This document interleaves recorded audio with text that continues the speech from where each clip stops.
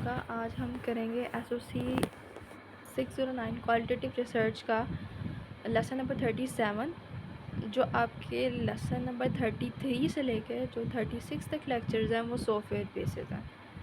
जो सॉफ्टवेयर हमने lecture number 32 में पढ़े थे वही सॉफ्टवेयर को अलग-अलग उन्होंने 4 चैप्टर्स में बताया है। जो 4 सॉफ्टवेयर थे ना, उन्हीं को अलग-अलग बताया। तो उन सॉफ्टवेयर को हम पढ़ नहीं सकते, ठीक है। पढ़ के इतना नहीं समझ आ सकती जितना आप उसको ऊपर एक्सपेरिमेंट करके या ख़ुद उसको डाउनलोड करके थोड़ा बहुत चलाएं ना। तो इसलिए बेहतर है कि आप वो सॉफ्टवेयर पहले डाउनलोड कर लें अपने सिस्टम वगैरह में और उसको थोड़ा बहुत चला के देखें, ताकि आपको समझ आएगी। अगर आपको वो चलाना आ गया ना तो समझेंगे आपको चैप्टर्स आ गए, ठीक है। तो वो चैप्टर हमने स्किप किए हैं, हम डायरेक्टली 37 लेक्चर में आ गए। यहाँ पे interpretations of qualitative data topic number 133 से 135 पे पढ़ेंगे। हाँ, अगर आप स्टिल बोलते हैं कि मैं उन चैप्टर्स को आपको फिर डिटेल उनकी बता दूँ, तो आप कमेंट सेक्शन में बताइएगा, मैं उसको भी एक्सप्लेन कर दूँगी। Lecture number 33 interpretation of qualitative data. आपने सबसे पहले आपने इंटरव्यू कंडक्ट किया, लोगों की रिस्पॉन्सेज रिकॉर्ड किए, फील्ड विज़िट की, कुछ गेस्चर नोट कर लिए, ठीक है। लेकिन अगर आप उनके मीनिंग को समझ कर एक्सप्लेन नहीं करते तो सब डेटा ख़राब है, बेमतलब है।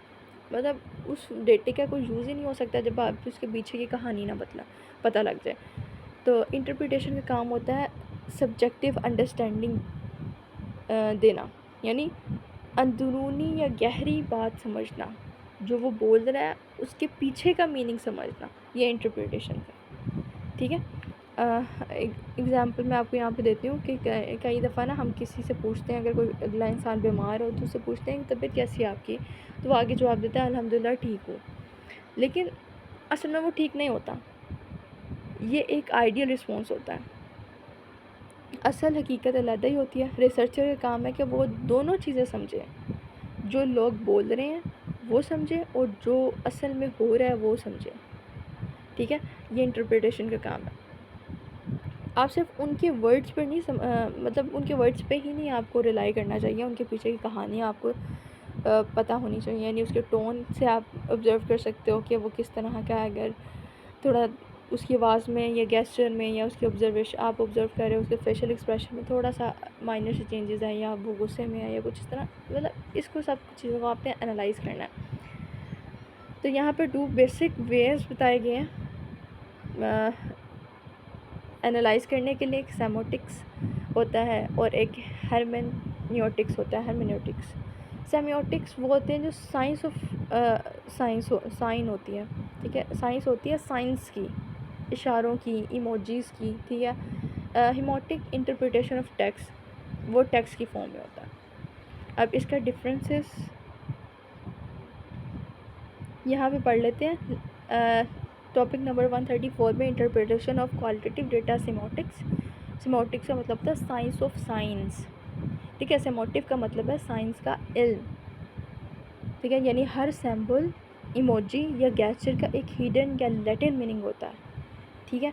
जैसे व्हाट्सएप में भी आप कोई इमोजीज यूज़ करते हो, उन सब का भी अलग से मीनिंग होता है, ठीक है। कोई अगर आप हंसने वाला भेज रहे हो, आप रोने वाला भेज रहे हो, ठीक है, उन सब का अलग मीनिंग होता है, वो जो कि हमारा आता है सेमियोटिक्स में। यहाँ पे हमें टर्म्स बताई गई हैं, 3 मेन टर्म्स बताई गई हैं। साइन, एक तो साइन, सिग्निफायर और सिग्निफाइड, ये 3 टर्म बताई गई हैं। यहाँ पे सिग्निफायर और सिग्निफाइड, ये दोनों चीज़ों को बताया गया। सिग्निफाइड वो होता है सैम्पल जो किसी चीज़ की तरफ इशारा कर रहा हो, और सिग्निफाइड वो मीनिंग जिसका इशारा दिया गया हो। अगर एग्ज़ाम्पल के तौर पे एक कबूतर है, वो सिग्निफायर है, ठीक है। कबूतर का मतलब होता है अमन, पीस के मायनों में लिया जाता है, तो उसका जो मीनिंग है वो सिग्निफाइड है।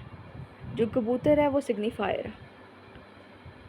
मतलब जो वर्ड इंसान बोल रहा था कि हाँ बीमारी में, हाँ अल्हम्दुलिल्लाह मैं ठीक हूँ, तो अल्हम्दुलिल्लाह मैं ठीक हूँ वो इंसान, ठीक है, वो सिग्निफायर है। और उसके पीछे का मीनिंग जो होता है वो हमारा सिग्निफाइड हो गया। ठीक है, वो जो बोल रहा है वो सिग्निफायर है, और जो उसका मीनिंग बनता है उसके बोलने का वो सिग्निफाइड है। ठीक है, होप सो आपको यहाँ पे समझ आ गई होगी। डिनोटिव मीनिंग क्या होता है? जो सबसे ज़्यादा ऑब्वियस मीनिंग होता है। ठीक है, जो हर कोई जानता है उसके बारे में, यानी एक अनपढ़ इंसान को भी पता है कि उसका क्या मतलब होता है। यानी अगर कहीं किसी चौक पे चले जाएं तो ट्रैफिक लाइट्स होती हैं वहाँ पे, तो अगर रेड इशारा है तो उनको पता है कि उन्होंने रुकना है। ठीक है, चाहे वो पढ़ा हुआ इंसान, एजुकेटेड हो या अनएजुकेटेड पर्सन हो, उनको पता है कि रेड लाइट पे आपने रुकना है। तो डिनोटिव मीनिंग होता है सबसे ऑब्वियस मीनिंग। ठीक है, कैनोटिव मीनिंग होता है कल्चर और सोशल कॉन्टेक्स्ट में जो मीनिंग डेवलप होता है। सिंपल एक एग्जांपल मैं आपको देती हूँ कि वाइट रंग डिनोटेटिव मीनिंग है। ठीक है, वाइट रंग पाकिस्तान में, स्पेशली पाकिस्तान में सफाई, साफ़, क्लीन, प्योरिटी का मीनिंग देता है। वाइट कलर ये प्योर है। ठीक है, और लेकिन उसके बरक्स अगर हम इंडिया में ये चीज़ देखें तो इंडिया में वाइट कलर मातम के तौर पे इस्तेमाल होता है। ठीक है, कहीं पे उनके फौतगी वगैरह हो जाए तो वो सारे वाइट कलर पहनते हैं। ठीक है, और मातम करते हैं। उनके कोई भी इस तरह शोक वाला हो तो वाइट कलर उनके लिए ये मीनिंग है। ठीक है, interpretation of qualitative, topic number 35 है इंटरप्रिटेशन ऑफ क्वालिटेटिव डेटा हेरमेन्यूटिक्स। पहले हमने वो देखा जिसका मीनिंग जो सा है इमोजीज की तरफ, सैम्बल्स की तरफ होता है, और हेमोटिक्स जो सा है वो टेक्स्ट से रिप्रेजेंट होता है। ठीक है, हेमोटिक्स का मतलब होता है टेक्स्ट का डीपर इंटरप्रिटेशन या कॉन्सेप्ट। ये कॉन्सेप्ट जो है जर्मन सोशियोलॉजिस्ट मैक्स वेबर की थ्योरी में वेनेस्टाइन से निकला है, यानी दूसरों के नज़रिए से समझना। आपको अपना नज़रिया साइड पे रख के दूसरों के नज़रिए से समझना। इसमें कुछ क्वेश्चन हैं, जैसे इस टेक्स्ट का असल मतलब क्या है, इस चीज़ को समझना, किस नीयत से कहा गया था ये क्वेश्चन, ये समझना, कौन से सोशल या हिस्टोरिकल कॉन्टेक्स्ट में ये कहा गया, ये इस बात को समझना, क्या मीनिंग समझने में पर्सनल एक्सपीरियंस इन्वॉल्व है कि नहीं है। ठीक है, एग्ज़ाम्पल अगर यहाँ पे कर लें, अगर किसी इंटरव्यू में कोई कहता है कि हमारी बेटियाँ घर की इज़्ज़त होती हैं, कोई इंटरव्यू में कहता है कि हमारी बेटियाँ जो सी हैं वो घर की इज़्ज़त होती हैं, तो आपको ये नहीं कहना कि ओ अच्छा वो बेटियों से प्यार करता है सिर्फ इसलिए वो बोल रहा है। ठीक है, बल्कि आपको ये देखना होगा कि इस सेंटेंस के पीछे क्या जेंडर एक्सपेक्टेशंस हैं, कल्चर वैल्यूज़ हैं, या पटारकी छुपी हुई है। इन सब को आपका जो पीछे का मीनिंग है ना उसको देखना। ठीक है, हेमेटिक्स का यूज़ क्या हो सकता है? जब हम इंटरव्यूज़ में सैम्बल्स या लेयर्ड लैंग्वेज यूज़ कर रहे हैं, जब पोइट्री, आर्ट, लिटरेचर का एनालाइज करना हो। ठीक है, पोइट्री में जो वर्ड्स बोले जाते हैं वो उसका एग्जैक्ट मीनिंग नहीं होता, उसके पीछे एक मीनिंग छुपा होता है, तो वो चीज़ आपको समझना। ठीक है, जब सोशल एक्शन और उनके मीनिंग समझना, सोशल एक्शन में आपको वो बात बताई जाती है, वही बात है कि इशारा ट्रैफिक लाइट का कर लें कि वो सिर्फ रेड इंडिकेट करता है लाइट के रुक जाओ।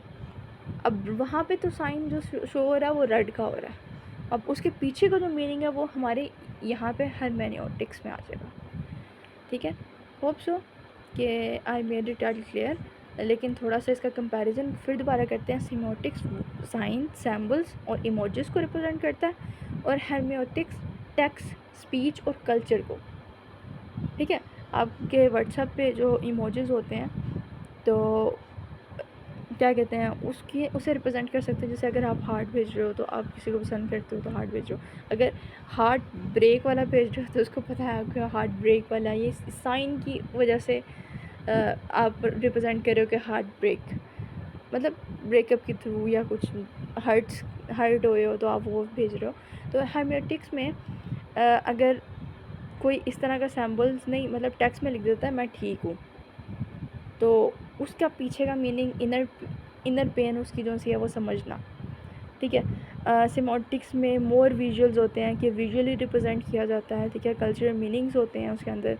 और हेरमेटिक्स में मोर टेक्सचुअल होता है कि टेक्स्ट फॉर्म में आपको सब कुछ एक्सप्लेन करना होता है। एक्सपेरिमेंटल मीनिंग होते हैं, ठीक है, और इसमें डीपर अंडरस्टैंडिंग होती है। और डिकोड सेमोटिक्स में हिडन मीनिंग्स होते हैं, ठीक है। तो आज का लेक्चर हम यहीं पे ख़त्म करते हैं, मिलते हैं अपने नेक्स्ट लेक्चर में। आई होप सो कि आपको ये लेक्चर समझ आ गया होगा। तब तक के लिए अल्लाह हाफ़िज़।